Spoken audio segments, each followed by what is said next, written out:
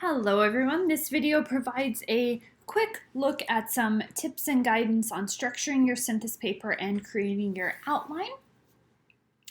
Before we begin, I want to remind you that on Classroom you will be able to find a couple key resources. So one of those resources is on this same link here, the synthesis paper structure chart that can help you think about some key sections of a synthesis paper and how you might move through those. So we'll come to that later.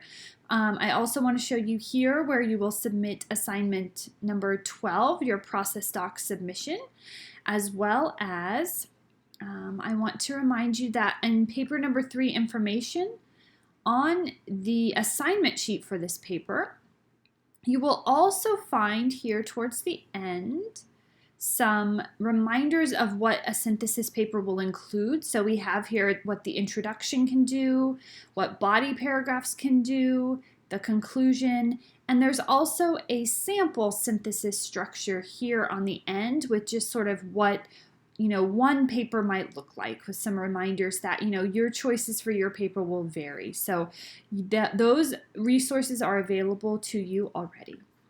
I also want to talk briefly about the concept of synthesis. It's, I've said this multiple times in the class and I repeat it because it's a really difficult concept. It's a very deep level of thinking. So remember, we think of synthesis as a conversation. And so here are some things that you should be doing within your synthesis paper. One of your key jobs in a synthesis paper is to integrate or weave together information and ideas from multiple sources. And you're using this information to elaborate on the conversation in general, but also on the assertion that you have formulated, the perspective that you are advancing in the paper. However, you also represent multiple perspectives, and one of your key goals in this paper is to show that you have a complex understanding of the topic, and therefore to give your readers a more complex understanding of the topic. Remember, we want to avoid sort of superficial, single-sided type of thinking, because we are dealing with complex issues and we never want to oversimplify a complex issue by suggesting that there's sort of a right and then necessarily a wrong to some of these questions. So your job is to allow conversation within the paper. You're going to make sure the paper moves smoothly and logically from point to point through the conversation.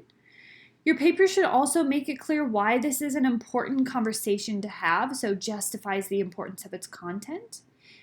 You're going to use paraphrases as well as quotations from sources to make sure your assertions have authority, and also to pull in multiple different types of perspectives. And remember, we're going to be summarizing frequently as well. Anytime you pull in a source, you're going to offer a brief summary of the source first. And if you are largely basing your argument on agreeing or disagreeing with a key source, you're going to offer a more lengthy summary of that source. In doing all of this, you're going to demonstrate extensive knowledge of the topic and show that you've thought deeply about the topic. And that really is the goal here, to show a deep level of thinking about an existing conversation rather than that superficial sort of low-hanging fruit type of response to a topic.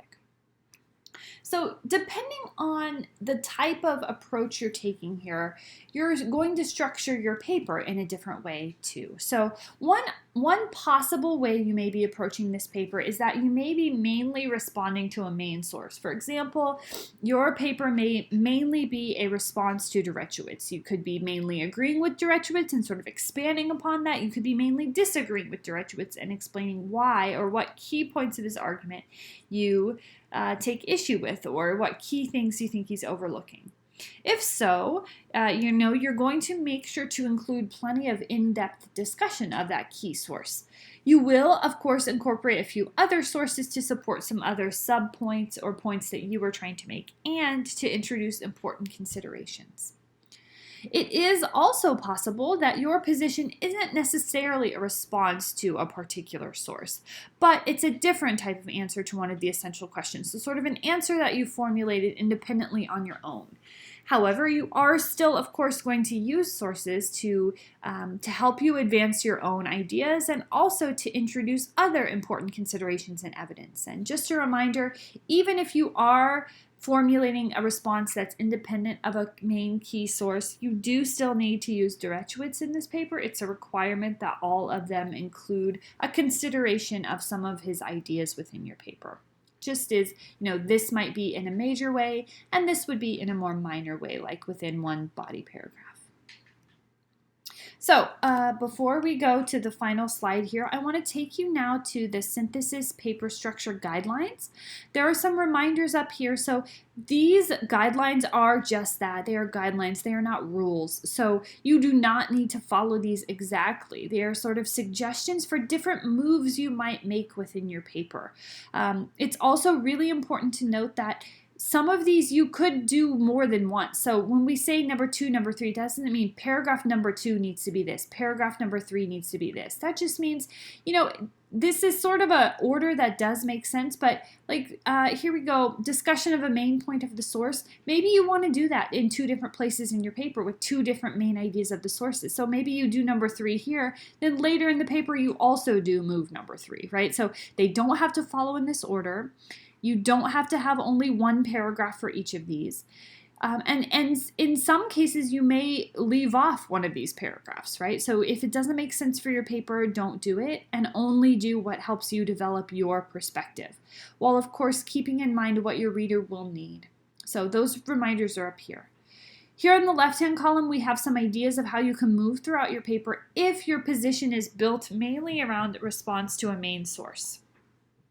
On the right-hand side here, we have ways that you can move through your paper if your position is not necessarily a direct response to a main source.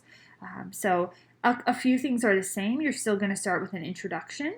However, if you are mainly responding to a source, one of the first things that you're going to do is summarize the main source that you're responding to in a very thorough way, like a whole paragraph, for example.